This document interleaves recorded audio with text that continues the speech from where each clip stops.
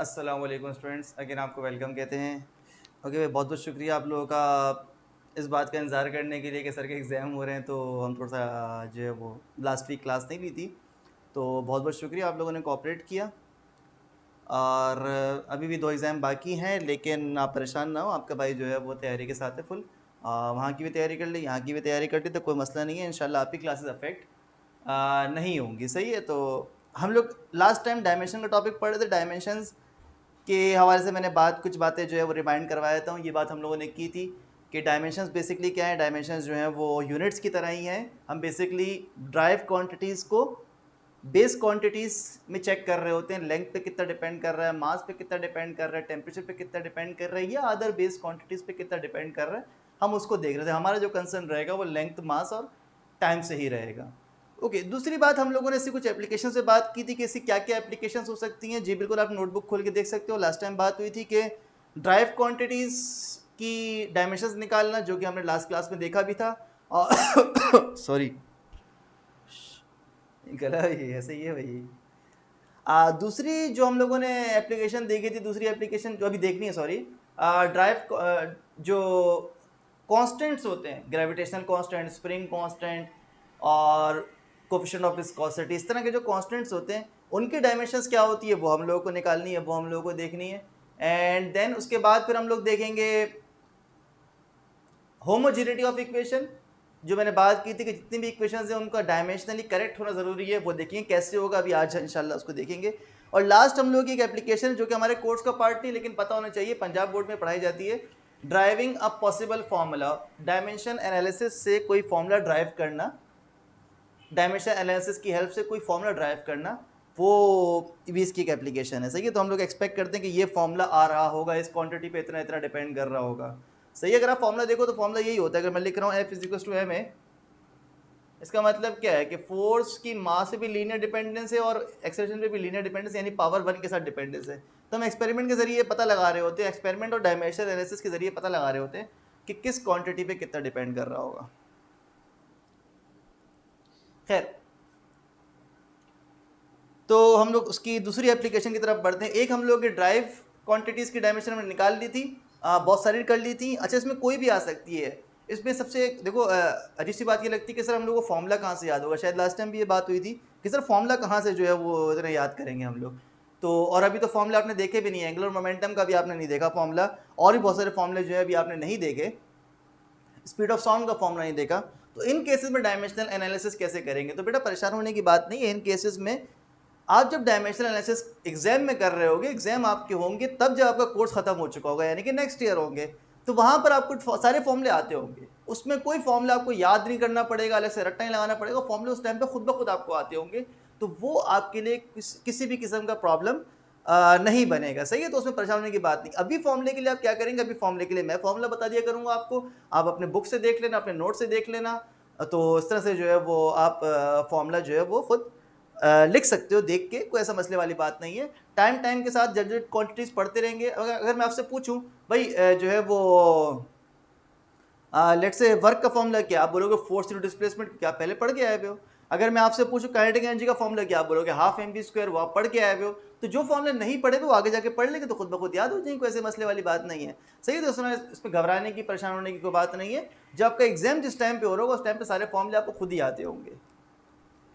तो वो था हम लोगों के पास ड्राइव क्वांटिटीज़ की डायमेंशन फाइंड करने वाला पार्ट। इसमें हम लोगों ने स्टार्ट किया था मास, लेंथ, टाइम हम लोगों ने देखा था बेस क्वांटिटीज। फिर हम लोगों ने वेलोसिटी, एक्सेलरेशन, बिल्कुल सीक्वेंस आप देख सकते हो अपनी नोटबुक में, velocity, acceleration, force, then work, weight, torque, ये सारी फाइंड की थी। अल्हम्दुलिल्लाह, सॉरी।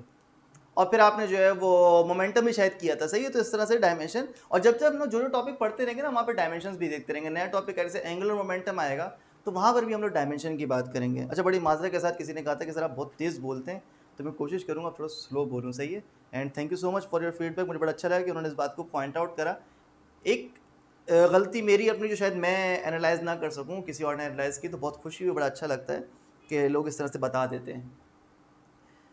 ओके, लास्ट टाइम मैंने सवाल किया था कि work, kinetic energy, potential energy और टॉर्क की डायमेंशन सेम आ रही थी। वर्क, की डायमेंशन ml²t-2 आ रही थी। काइनेटिक एनर्जी की डायमेंशन हाफ mv² से निकाली थी, वो भी ml²t-2 आ रही थी। पोटेंशियल एनर्जी निकाली थी ml²t-2 आ रही थी। और टॉर्क ml²t-2 डायमेंशन, तीनों चारों की डायमेंशन जो है वो ml²t-2 है। अब ये अजीब सी बात है भाई, ऐसा कैसे हो सकता है? तो ज़रा देखें यहाँ पर कि मैंने उस वक्त सवाल किया था और अभी तक जवाब आया नहीं शायद, कि सर क्यों ऐसे डायमेंशन सेम क्यों आ रही है। इनको ज़रा देखें, इस पे तो बात हो गई थी वैसे कि these are same quantities, work energy are same quantities. Work आप करते हैं ऑब्जेक्ट के अंदर उसमें एनर्जी स्टोर करने के लिए, और ऑब्जेक्ट एनर्जी अपनी रिलीज करती है वर्क करने के लिए, सही है ना? तो यानी एनर्जी कम हो रही होती है। फॉर एग्जांपल एक ऑब्जेक्ट को मैंने लिफ्ट करा हुआ है, उसको रिलीज करूँगा, नीचे गिरेगा, तो वो जो नीचे गिरना है, इसका मूव करना, ये क्या करेगा? अपनी एनर्जी को कम कर रहा होगा, उसको कन्वर्ट कर रहा होगा काइनेटिक एनर्जी के अंदर। और अगर मैं इसको वर्क करके ऊपर लिफ्ट कर दूं, ऊपर उठा के रख दूं, तो उसके अंदर कौन सी एनर्जी स्टोर हो जाएगी? पोटेंशियल। तो वर्क करते हैं तो पोटेंशियल एनर्जी आ जाती है, पोटेंशियल एनर्जी कम हो रही हो तो काइनेटिक एनर्जी में कन्वर्ट हो जाती है। तो इस तरह की ये सारी एक ही चीज़ हैं, और तीनों का यूनिट भी आपने देखा, तीनों का यूनिट क्या है? जूल्स है। टॉर्क की अगर बात करें, टॉर्क की डायमेंशन सेम आ रही है, और हम लोगों ने ये बात भी कही थी कि डायमेंशन की हेल्प से हम क्वांटिटीज को पहचानते हैं। आप किसी भी फोर्स की डायमेंशन उठा लें, mlt-2 ही आएगी। सर आपको डायमेंशन कैसे याद? कोई परेशानी नहीं, आपको भी आहिस्ता आहिस्ता खुद ब खुद याद हो जाएगी, रट्टा नहीं मारना। ओके, तो डायमेंशन की हेल्प से अगर क्वांटिटीज को पहचानते हैं तो इसका मतलब इसको भी सेम क्वांटिटी होना चाहिए, लेकिन ये सेम क्वांटिटी नहीं है, क्योंकि एक और बड़ी इंपॉर्टेंट चीज़ है, एक और बड़ी इंपॉर्टेंट जो है वो कहना एक पैरामीटर है इसको मेजर करने का, चेक करने का। वो ये है कि ये सारी क्वांटिटी स्केलर हैं, इनका स्कोप ही डिफरेंट है, इनका काम ही डिफरेंट है। और ये क्वांटिटी कैसी है बेटा? ये क्वांटिटी वेक्टर है, इसका मकसद कुछ और है। इसका मकसद ऑब्जेक्ट्स को रोटेट करवाना है, इसका मकसद कुछ और है। ये एनर्जीज जो है वो स्केलर्स के अंदर बात हो रही होती है सिर्फ और सिर्फ, लेकिन यहाँ पर मकसद जो है कुछ वेक्टोरियल मकसद होता है, कुछ वेक्टर्स के अंदर मकसद होता है। तो दोनों के स्कोप ही डिफरेंट है। वो अलग क्वांटिटी अलग काम कर रही है, स्केलर्स एज अ स्केलर, और ये क्वांटिटी अलग काम कर रही है एज बीइंग अ वेक्टर। इसका यूनिट होता है न्यूटन मीटर। हालांकि न्यूटन मीटर यहाँ पर भी आ रहा होता है वर्क के अंदर। देखो वर्क का फॉर्मूला क्या होता है? Force into displacement. फोर्स का न्यूटन हो जाएगा, डिस्प्लेसमेंट का मीटर हो जाएगा। लेकिन न्यूटन मीटर को हम लोग क्या लिख देते हैं? जूल लिख देते हैं, सही है। लेकिन यहाँ वाले न्यूटन मीटर को कभी भी जूल नहीं लिखते, हालांकि है तो न्यूटन मीटर ही, लेकिन हम लोग को पता है it is completely different in nature. इसका काम ही और है, इसमें ऑब्जेक्ट्स रोटेट हो रही होती है, वहाँ पे रोटेशन वगैरह कोई बात हम लोग नहीं कर रहे, सही है। तो ये जो है हमारे पास बिल्कुल डिफरेंट क्वांटिटी, और उसको सबसे आसान तरीका जो है सेपरेट करने का, although it is not a best criteria, but एक आसान तरीका, आप एक को स्केलर और एक को वेक्टर देखेंगे तो आप कह सकते हैं these are two different quantities. इस तरह से हम लोग पहचान सकते हैं। ओके नाउ, तो ये डिफरेंट क्यों है? क्योंकि एक स्केलर एक वेक्टर है, भले डायमेंशन सेम हो, हमें एक और चीज़ चेक करनी पड़ती है, क्या स्केलर वेक्टर का फर्क तो नहीं है, तो वो भी हम लोग देखते हैं, सही है।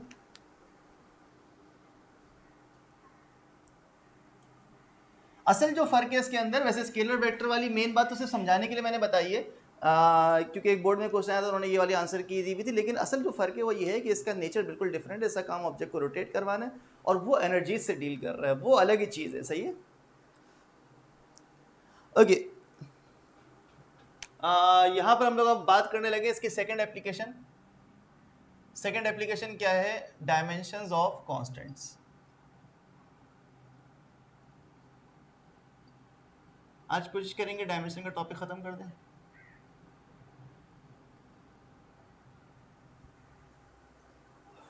डिफरेंट फेजेस में जो कांस्टेंट्स होते हैं उनकी डायमेंशन वो निकाल के चेक करेंगे। फॉर एग्जांपल सबसे पहले जो हम लोग के माइंड में आता है दैट इज ग्रेविटेशनल कांस्टेंट। और आप किसी भी कांस्टेंट के लिए काम कर सकते हो, हम लोग मेथड सीखेंगे, वो मेथड आप कहीं पर भी अप्लाई कर सकते हो। ग्रेविटेशनल कांस्टेंट जिसको हम कैपिटल जी कहते हैं, इस बात का बहुत ख्याल रखिएगा, कैपिटल जी है, सही है।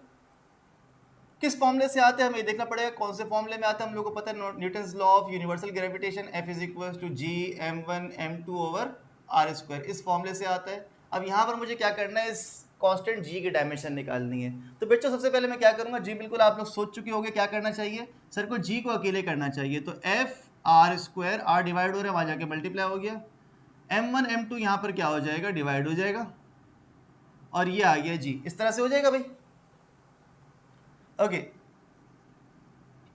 फोर्स, मुझे जी की डायमेंशन निकालनी है तो मुझे क्या पता होना चाहिए? मुझे फोर्स की डायमेंशन पता होनी चाहिए, मुझे आर की डायमेंशन पता होनी चाहिए, मुझे m1 और m2 यानी कि मास की डायमेंशन पता होनी चाहिए।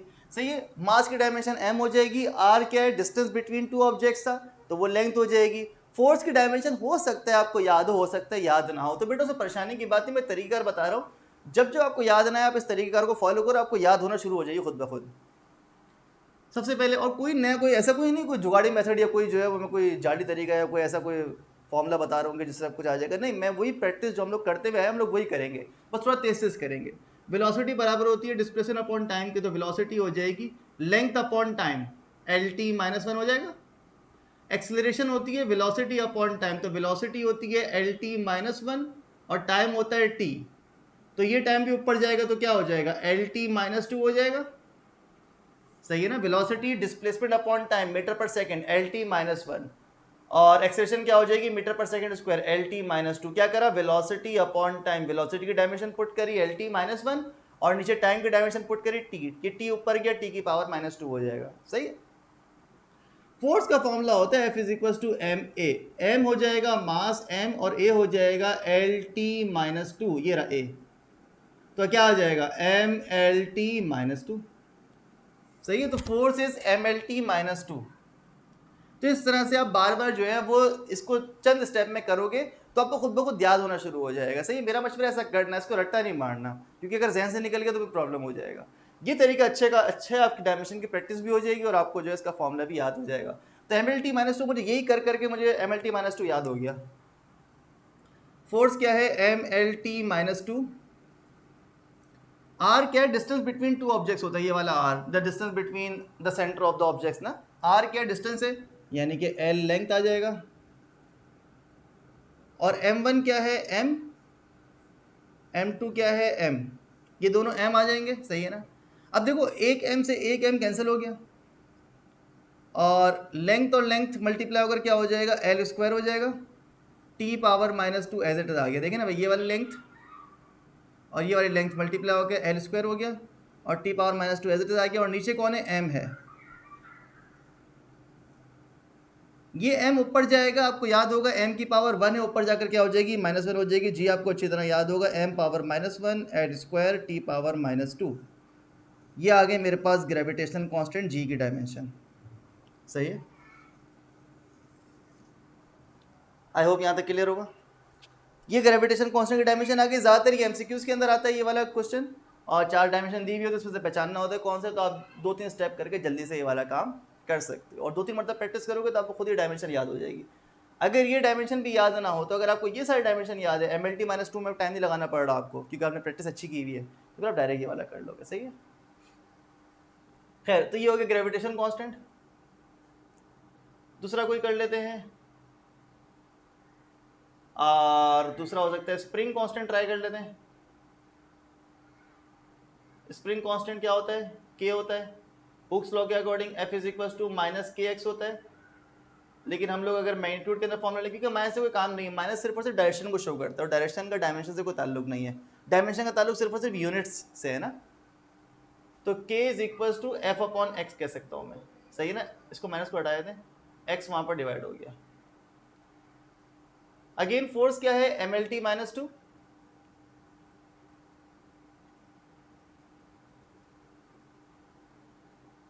x क्या था? x डिस्प्लेसमेंट था, तो फोर्स की जगह पुट कर दिया mLT -2, x की जगह पुट कर दिया लेंथ, तो लेंथ से लेंथ कैंसिल हो गई, क्या बचेगा? k बराबर आ गया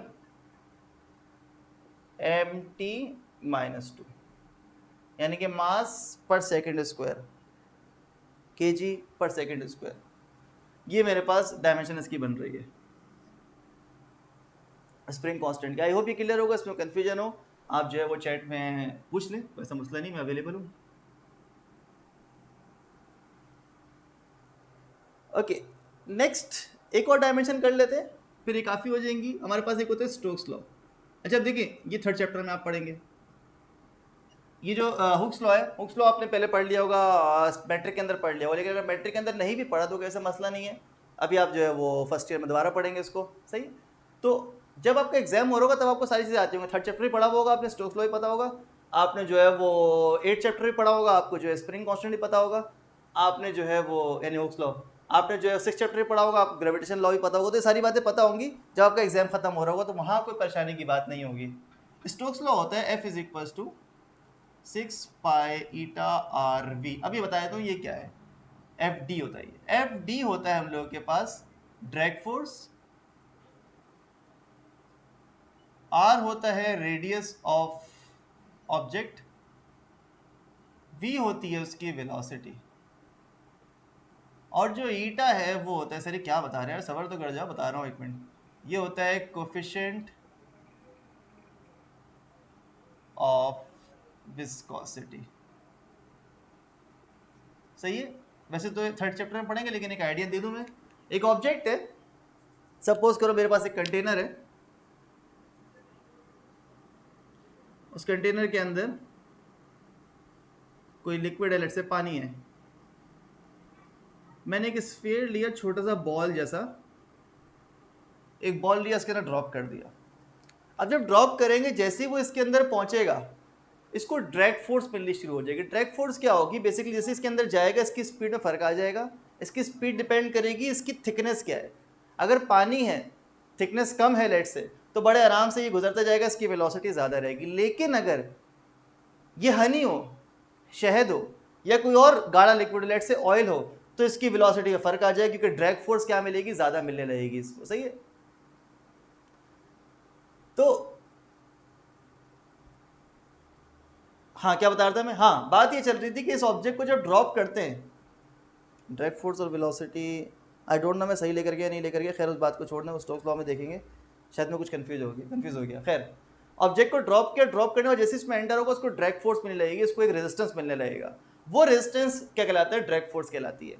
ओके, वो डिपेंड करेगा ड्रैग फोर्स, अगर सपोज करें बहुत गाढ़ा लिक्विड है, बहुत ज़्यादा गाढ़ा लिक्विड है, ऑयल है, हनी है, हाँ अब सही है, गाढ़ा लिक्विड है, तो उसकी ड्रैग फोर्स क्या होगी, ज़्यादा होगी। गाढ़े लिक्विड का मतलब है उसका कोफिशिएंट ऑफ विस्कोसिटी ज़्यादा होगा, हम लोग कहेंगे वो ज़्यादा विस्कस है, ज़्यादा गाढ़ा लिक्विड है, तो कोफिशिएंट ऑफ विस्कोसिटी ज़्यादा होगी। अगर सपोज करें वही पतला लिक्विड है, लेट से अल्कोहल है, वाटर है, या और कोई पतला लिक्विड है, तो उसकी विस्कोसिटी क्या होगी, कम होगी, तो उसको ड्रैग फोर्स भी कैसी मिल रही होगी, कम ड्रैग फोर्स मिल रही होगी।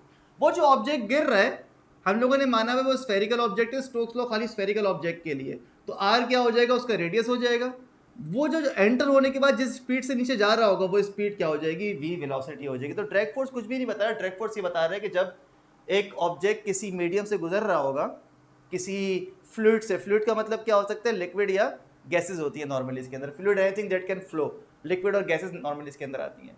तो अगर कोई भी पार्टिकल जो है, कोई भी ऑब्जेक्ट जो है, वो स्फेरिकल ऑब्जेक्ट फ्लूइड से पास हो रहा है, तो उसको ड्रैग फोर्स मिलेगी।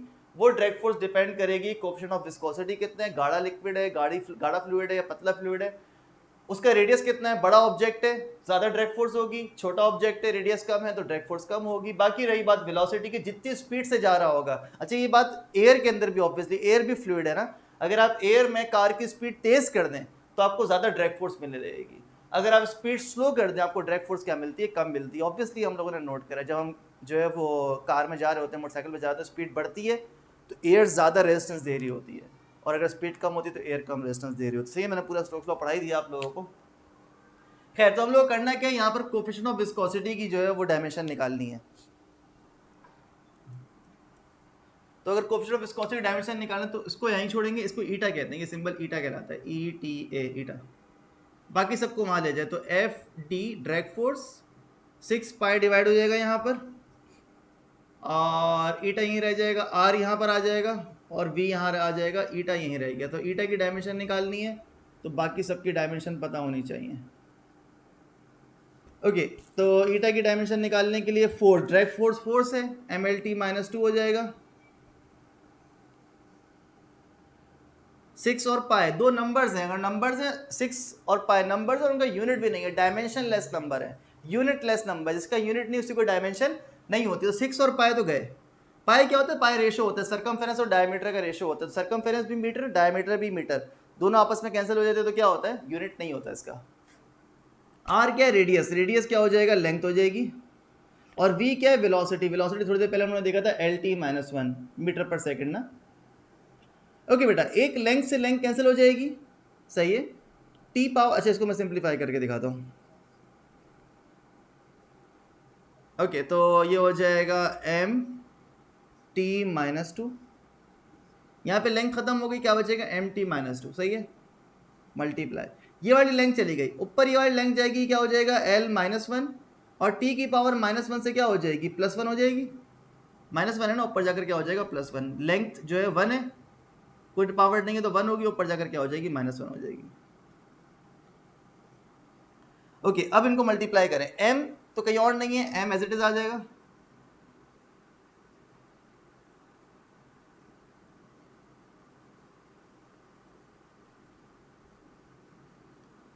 l को देखें, नेक्स्ट के रखते हैं नॉर्मली हम लोग मास लेंथ टाइम सीक्वेंस के रखते हैं, बाकी मर्जी को फर्क नहीं पड़ता, अब आगे पीछे कर लो। अगर लेंथ की बात करो तो लेंथ आएगा माइनस वन, ए की लेंथ है और कुछ भी नहीं है। ओके, टी क्या है माइनस टू और वन है, अगर आप वॉर करो टी माइनस टू और मल्टीप्लाई हो रहा है वन, तो मल्टीप्लाई होंगे बेस सेम होंगे तो पावर जेड हो जाएंगी, माइनस टू प्लस वन हो जाएगा, माइनस टू प्लस वन कितना आ जाएगा बेटा जी, बिल्कुल माइनस वन आ जाएगा, माइनस टू प्लस वन कितना आ जाएगा माइनस वन आ जाएगा, तो टी पावर माइनस वन, ये आ गई कोफिशिएंट ऑफ विस्कोसिटी की dimension, M L minus one T minus one. इस तरह के क्वेश्चन एमसीक्यूज पे भी आते हैं और शॉर्ट पे भी आते हैं, इसमें कन्फ्यूजन हो तो कमेंट सेक्शन अवेलेबल है, वहाँ पूछ सकते हो आप।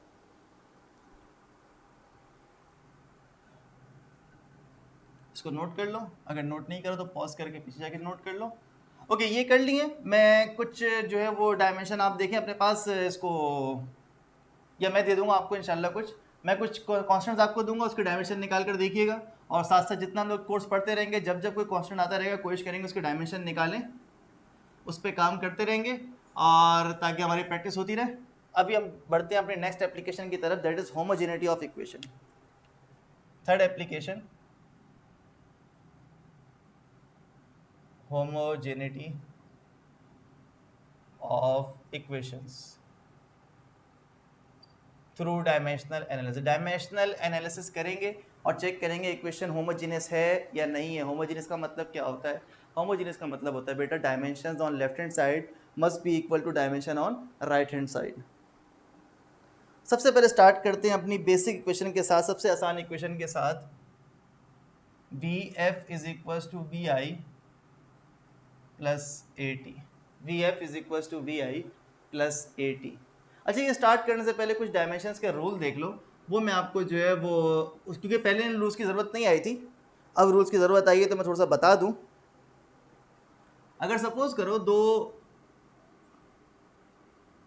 डायमेंशंस ऐड हो रही हैं, डायमेंशन प्लस डायमेंशन, अगर दो डायमेंशंस ऐड हो रही हैं डी प्लस डी, अगर डायमेंशन ऐड हो रही है बेटा उनका आंसर डायमेंशन ही आएगा, यानी मास के अंदर मास ऐड हो रहा है तो आंसर क्या आएगा? मास ही आएगा।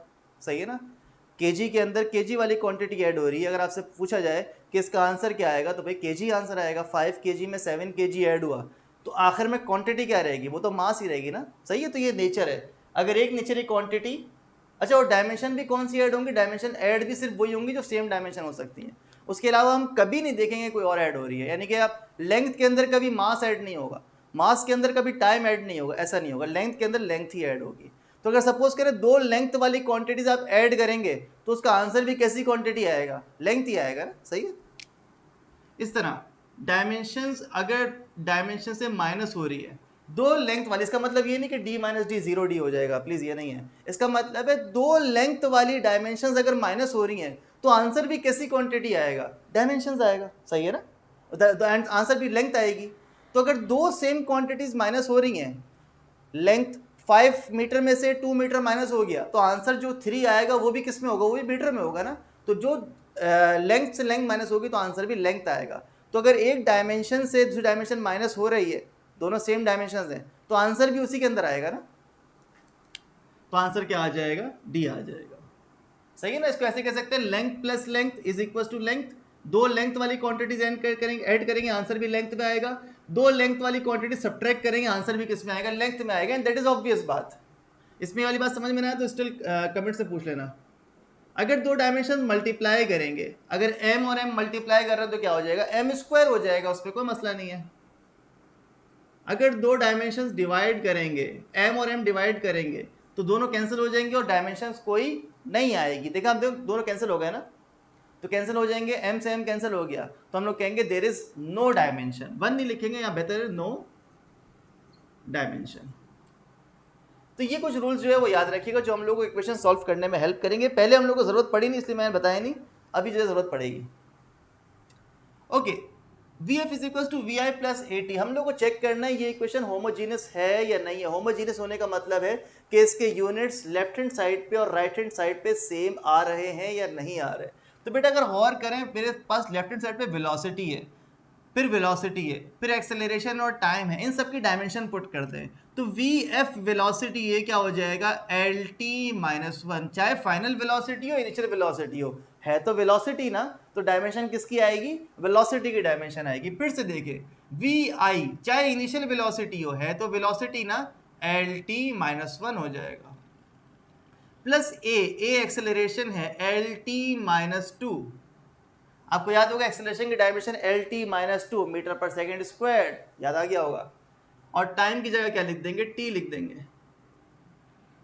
ओके, तो this is L T minus one, ये ऐसे ही रहेगा, is equal to L T minus one, ऐसे ही रहेगा।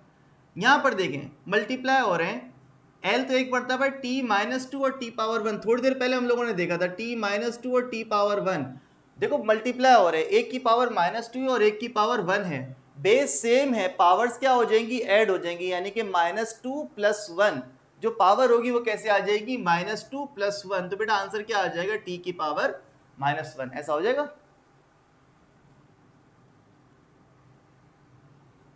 और ये आ गया प्लस। अगर आप गौर करो तो L T minus one, L T minus one, L T minus one, ये सारी की सारी वेलोसिटी की डायमेंशन शो कर रही है। और आप गौर कर सकते हो ये भी वेलोसिटी है, ये भी वेलोसिटी है, और एक्सेलरेशन और टाइम को मल्टीप्लाई करोगे तो एक टाइम कैंसिल हो जाएगा, यानी कि सेकंड कैंसिल हो जाएगा, क्या आ जाएगा, ये भी तो वेलोसिटी बन जाएगा ना। देखें ना भाई, A is equal to delta V over delta T होता है।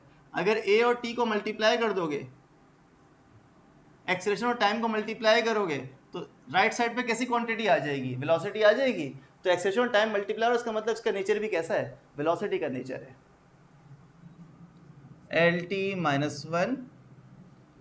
Okay, dimension plus dimension, L T minus one plus L T minus one, दो वेलोसिटी क्वांटिटीज ऐड हो रही हैं, तो आंसर भी कैसी क्वांटिटी आएगा, वेलोसिटी आएगा ना, एल टी माइनस वन। इसका मतलब है since left hand side is equal to right hand side is, इसका मतलब ये हुआ इक्वेशन कैसी है, होमोजेनस है। सही है, या हम ये कह सकते हैं the equation is dimensionally correct, the equation is homogeneous. उसका मतलब क्या है कि यहाँ पर हमारे पास डायमेंशन सही आ रही है, ये इक्वेशन डायमेंशनली करेक्ट है। आपको एग्जाम में इतना प्रूफ करना होता है। ओके, दूसरा देखते हैं, S is equal to V I T plus half A T squared. इस वाली इक्वेशन को देखते हैं। आई होप यहाँ पे कंफ्यूजन नहीं हो, कंफ्यूजन हो तो आप चैट अवेलेबल है, आप पूछ सकते हैं। सही है, मेरे हिसाब से सब समझ में आ गया। एस क्या है, डिस्प्लेसमेंट है, डिस्प्लेसमेंट क्या हो जाएगा, लेंथ हो जाएगा। वी आई टी क्या हो जाएगा, वी आई क्या है, वेलोसिटी, इनिशियल वेलोसिटी यानी कि velocity, L T minus one, और टी क्या है, टाइम है, ये आ गया टाइम।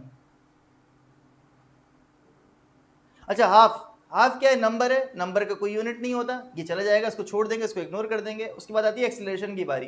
एक्सेलरेशन क्या होती है जी, आपको याद होना शुरू हो गया होगा।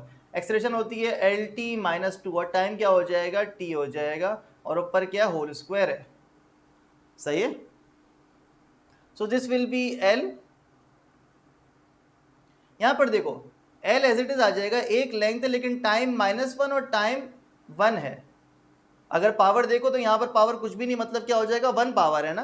तो ये दोनों आपस में क्या हो रहे हैं, मल्टीप्लाई हो रहे हैं, दो टाइम मल्टीप्लाई हो रहे हैं, एक की पावर माइनस वन है, एक की पावर वन है। सर आपने ऐसे क्यों लिखा, देखो बेटा मल्टीप्लाई होने वाली क्वांटिटीज कैसी है, सेम है, तो बेस सेम है, तो पावर्स क्या हो जाएंगी, ऐड हो जाएंगी, यानी कि minus one plus one, minus one plus one कितना हो जाएगा, जीरो, टी की पावर जीरो। और टी की पावर जीरो क्या होता है, किसी चीज की पावर जीरो वन होता है, और वन का मतलब क्या होता है, नो डायमेंशन, किसी नंबर की डायमेंशन नहीं होती।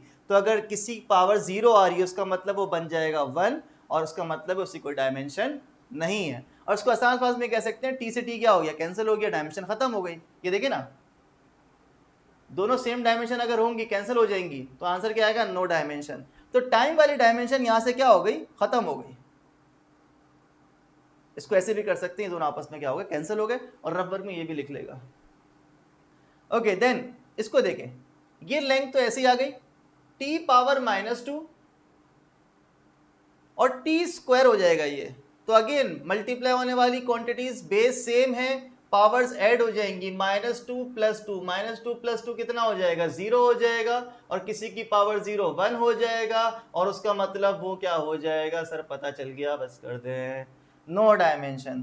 तो t की डायमेंशन भी क्या हो जाएगी, यहां से खत्म हो जाएगी। अब आप देखें, एक साइड पे लेंथ है, फिर लेंथ प्लस लेंथ, ये दोनों लेंथ प्लस लेंथ था, तो ये क्या हो जाएगा, dimension plus dimension, d plus d का आंसर क्या आएगा, d आएगा, तो लेंथ प्लस लेंथ का आंसर भी क्या आएगा, लेंथ आएगा। तो this will be l is equals to l।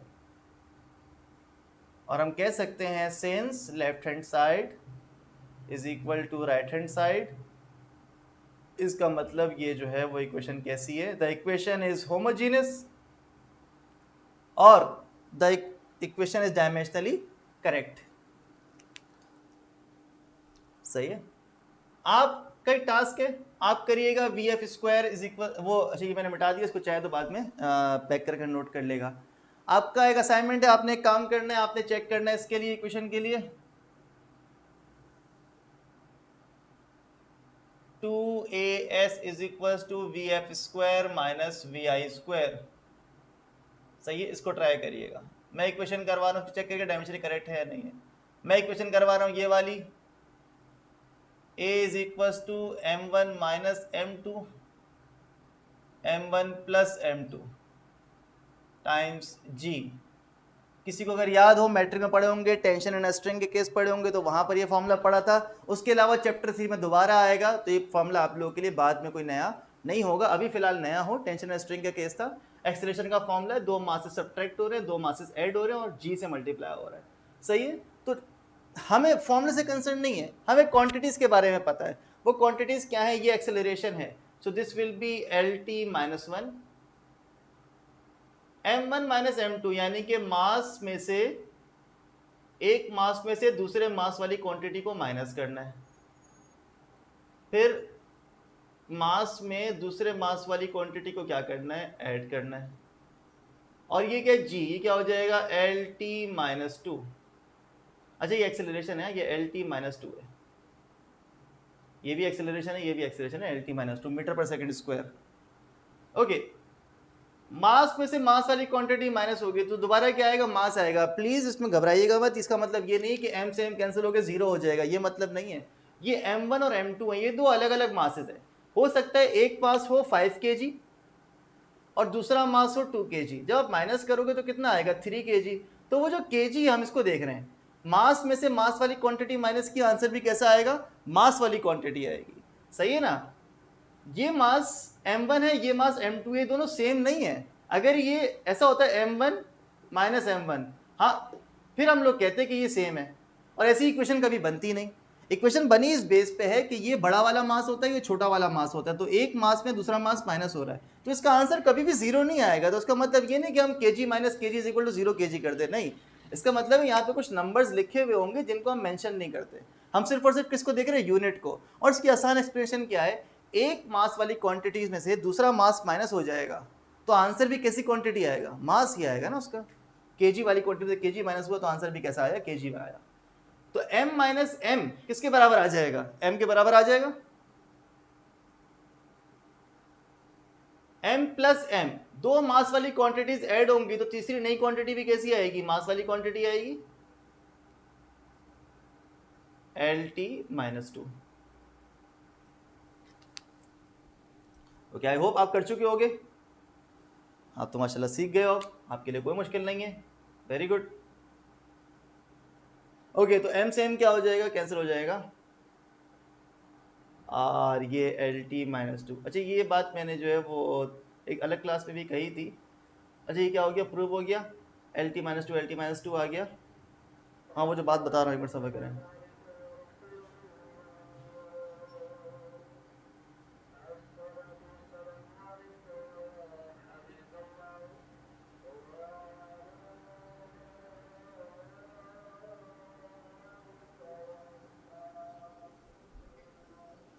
मगरिब की अजान हो गई। हम लोग कह सकते हैं इक्वेशन होमोजीनियस है या फिर इक्वेशन डायमेंशनली करेक्ट है। बाकी बात इंशाल्लाह अजान की बात करते हैं, सही है।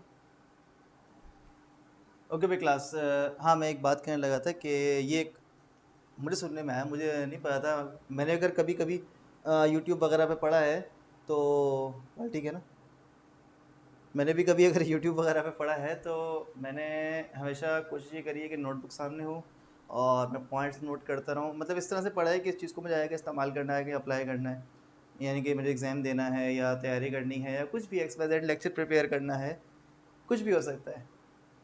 तो ये बात मैं सुनने को मुझे बड़ा अजीब लगा कि स्टूडेंट्स जो हैं वो ऑनलाइन क्लास के अंदर या जो यूट्यूब वगैरह के ऊपर वो खाली लेक्चर देख रहे होते हैं, वो नोटबुक उनके हाथ में नहीं होती। तो ये बड़ी अजीब सी बात मुझे लगी, ऐसा कैसे हो सकता है यार, मतलब ऐसा क्यों? आप जब जो है कोई लेक्चर देख रहे हैं ऑनलाइन, चाहे वो यूट्यूब पे रिकॉर्डेड लेक्चर हो या आप लाइव लेक्चर देख रहे हो, या क्लास के अंदर भी जब आप होते हैं तो आपके पास नोटबुक होती है और आप नोट कर रहे होते हैं, तो ये आप इसको सेम उस तरह से अगर डील करेंगे तो आपको चीज़ें समझ में आना शुरू होंगी। आप चीज़ों को जब लिखेंगे तब ज़्यादा समझ में आएंगी। मैक्स पे की कर रहा हूँ, सारा काम जो मैंने किया आपने मेरे साथ साथ नोट किया है। अगर आपने खाली देखते रहे मूवी की तरह तो फिर ये तो मज़ा नहीं आएगा, सही है। तो ज़्यादा मज़ा तब आएगा जब आप चीज़ों को लिखेंगे और चीज़ों को जो है वो सॉल्व करना शुरू करेंगे, तो फिर जो है वो अच्छा इंटरेस्टिंग होने लगेगा। वरना और चीज़ समझ में भी आएंगी, वरना वो फिर मेहनत बेकार हो जाएगी, आपका टाइम ज़ाया होगा, ये जो आप देख रहे हो टाइम ज़ाया होगा। बेहतर फिर खैर, तो इसको जो है वो प्लीज़ नोट किया करें, अच्छी बात होगी ये। खैर, अब हम लोग नेक्स्ट इक्वेशन एक और करने लगे हैं। T is equal to 2m1m2g over m1+m2। ये भी टेंशन एंड स्ट्रिंग का केस का फॉर्मूला है, सही है। और अगेन किसी ने मैट्रिक में देखा होगा उसको याद होगा, मैट्रिक में नहीं देखा तो ये फर्स्ट ईयर में दोबारा ये आएगा, तो परेशान नहीं होना। वैसे बता दूँ ये टेंशन है, ये मासेस हैं और ये वैल्यू ऑफ जी है, सही है। तो उसमें कोई नई चीज़ नहीं है। टेंशन की डायमेंशन क्या हो जाएगी? फोर्स है, फोर्स की डायमेंशन हम लोग निकाली थी MLT-2 हम लोगों को निकालनी आ गई है, और अब तो हमें याद भी होनी शुरू हो गई। 2 एक नंबर है, नंबर को कंसिडर करने की ज़रूरत नहीं है। M1 हो जाएगा मास, M2 भी हो जाएगा मास, M1 प्लस M2 ये हो जाएगा मास और प्लस मास, और G क्या हो जाएगा? LT-2 हो जाएगा, सही है। ओके, इसमें MLT-2 आई होप नज़र आ रहा होगा। दिस इज M² LT-2 और m प्लस m कितना हो जाएगा? अगेन m हो जाएगा, dimension plus dimension is equal to dimension.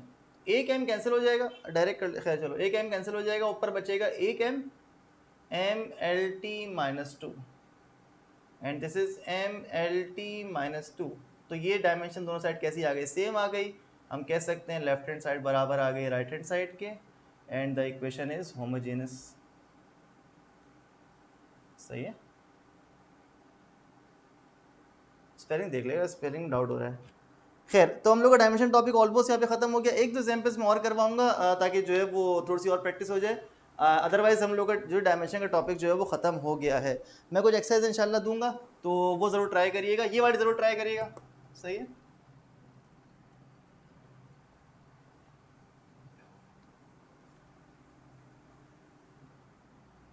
कुछ इक्वेशंस फॉर एग्जांपल हम लोग कर लेते हैं।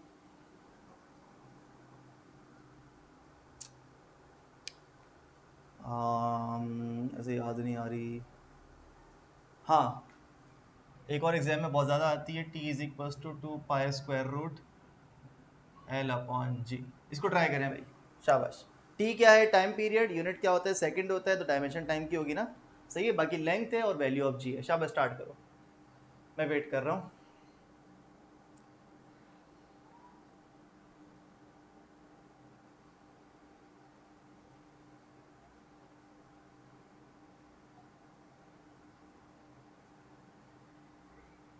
ये वो जगह है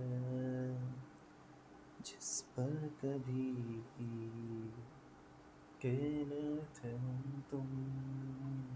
आप म्यूट कर सकते हैं मेरी आवाज़ को, वो मसला नहीं है।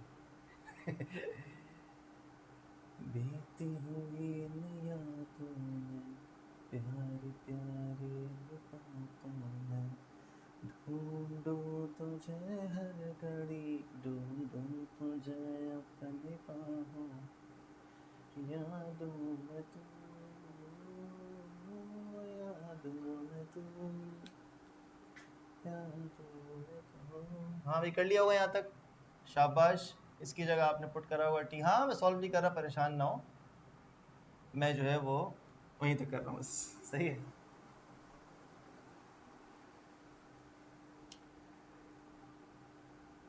हाँ भाई, कर लिया बच्चों।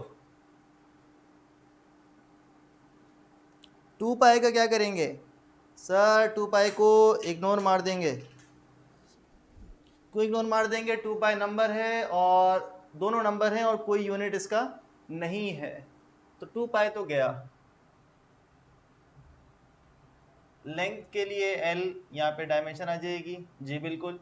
जी की डायमेंशन सर, जी बिल्कुल एक्सेलरेशन के जैसा होता है, तो क्या हो जाएगा एल टी माइनस 2। ओ माशाल्लाह, बहुत सारे बच्चों ने कर भी लिया। ओके, लेंथ से लेंथ कैंसिल हो जाएगा, सही है। और ये टी है, दिस विल बिकम 1/t⁻², ऐसा होगा ना, क्योंकि ऊपर से लेंथ कैंसिल हो गया। वो नो डायमेंशन तो नहीं लिख सकते ऊपर, मतलब ऊपर 1 है, कोई डायमेंशन नहीं है, ये ऊपर चला जाएगा, तो ये हो जाएगा t⁻² हो जाएगा। क्यों t⁻² हो गया? नीचे पावर -2 थी, ऊपर जाके तो +2 हो गया, तो स्क्वायर से रूट कैंसिल हो गया, तो t = t, दोनों साइड टाइम आ गया, left hand side equal to right hand side. Dot लगा लो या ना लगाओ यार, इसका मतलब इक्वेशन कैसी है, होमोजीनियस है, या आप ये कह सकते हैं the equation is dimensionally correct. सही है। एक और लास्ट इक्वेशन में करवाना चाह रहा हूं, या मैं आपको कुछ इक्वेशंस दे देता हूं, मैं आपको कुछ इक्वेशंस देता हूं, वो आप ट्राई करिएगा। अच्छा, हमारे पास 3 एप्लीकेशंस थी, सही है। मैं तीनों एप्लीकेशंस की आपको जो है वो, चौथी एप्लीकेशन हमारे कोर्स का पार्ट नहीं है, सही है। कभी पंजाब बोर्ड में जब क्लास ले रहा हूँ, पंजाब बोर्ड की क्लास ले रहा हूँ, तो वहाँ पर मैं करवाऊँगा, तो वहाँ आप देख सकते हो ड्राइविंग का पॉसिबल फार्मूला। लेकिन अभी फ़िलहाल से कोई जो है वो यहाँ पर डिस्कस नहीं करेंगे कराची बोर्ड में। किसी को देखना हो तो पंजाब बोर्ड की वीडियो जब मैं अपलोड करूँगा तो वहाँ देख लेना। ओके, सबसे पहले हमारी जो एप्लीकेशन थी वो थी ड्राइव क्वांटिटीज़ की डायमेंशन फाइंड करना। और ड्राइव क्वांटिटीज़ के अंदर मैं आपको दे रहा हूँ L = mvr, L की डायमेंशन फाइंड करें। L क्या है हमारे पास, याद रहे L होता है एंगुलर मोमेंटम, ये फॉर्मूला आप आगे जाके पढ़ोगे, सही है। दूसरा moment of inertia, moment of inertia भी आप आगे जाके पढ़ोगे। I की डायमेंशन क्या होती है, मोमेंट ऑफ इनर्शिया। R यहाँ पे डिस्टेंस है, सही है, यहाँ पे R रेडियस है, यहाँ पे R डिस्टेंस है दोनों लेंथ, सही है। ओके,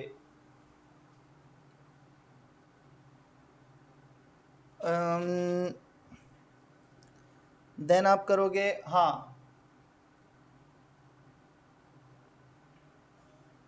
नहीं, क्या था, ओमेगा करके V = R ओमेगा कर लेते हैं।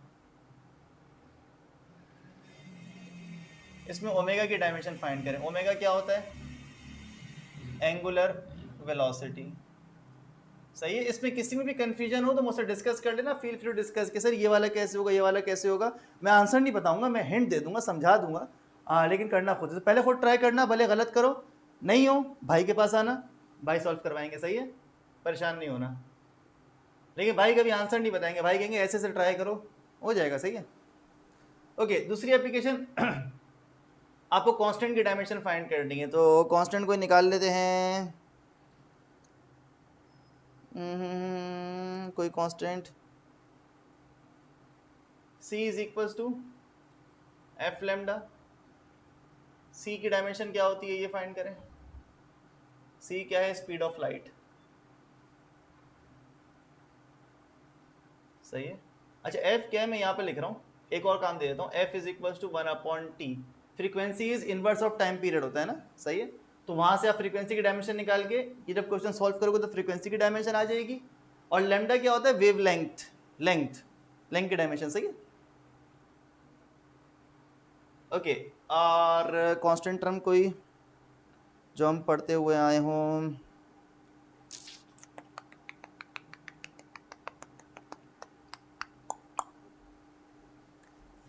कांस्टेंट टर्म को याद नहीं आ रही। और के कांस्टेंट थर्ड चैप्टर में, हाँ, F is equals to mu R. Mu की डायमेंशन निकालो। म्यू क्या होता है? Coefficient of friction. Okay, F क्या है? फ्रिक्शन, ये फोर्स है, सही है। आर क्या है? आर रिएक्शन फोर्स थी, तो ये भी फोर्स है, सही है, दोनों फोर्स है। हाँ, मैं समझ गया आप क्या सोच रहे हो, लेकिन ट्राई करना, चेक करना क्या आंसर आता है। ओके, देन हम लोगों के पास और कोई फॉर्मूला याद है? फ्रिक्शन का हो गया,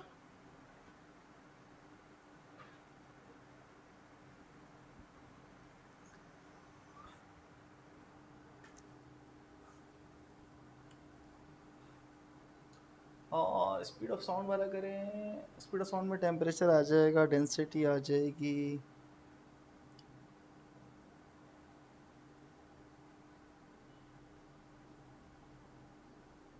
हाँ, ये ट्राई करिएगा, यंग मॉडुलस। यंग मॉडुलस को कैसे लिखते थे? यंग मॉडुलस को शायद ये लिखते थे, stress upon longitudinal strain. Stress क्या है ये खुद सर्च करिएगा, मैं नहीं बताऊंगा, सही है, खुद सर्च करिएगा। अगर स्ट्रेस वाला ना हो, ज़्यादा स्ट्रेस आने लगे तो परेशान नहीं होना, मुझसे पूछते हैं, लेकिन पहले खुद ट्राई करना है कि स्ट्रेस की डायमेंशन क्या हो सकती है, स्ट्रेस की डायमेंशन किस जैसी होगी, और स्ट्रेन वगैरह को इसको देखना, सही है। तो इसमें यंग मॉडुलस की डायमेंशन निकालनी है आपने, सही है, ये यंग मॉडुलस कहलाता है। Okay, number 3, third application, homogeneity. इसमें आप इसको कर लें, F C is equal to M V square over R. इस तरफ फोर्स है, इस तरफ भी फोर्स आनी चाहिए। A C is equal to V square over R. इस तरफ एक्सेलरेशन है तो इस तरफ भी एक्सेलरेशन आनी चाहिए, सही है। और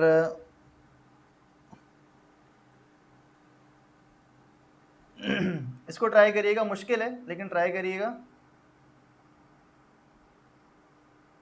ये कहलाता है बल्क मॉडुलस,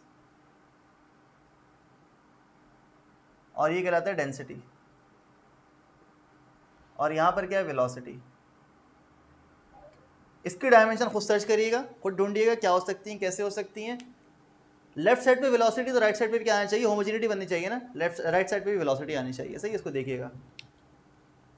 और ये हो गया ए बी सी, एक दो और जहन में आ रही थी,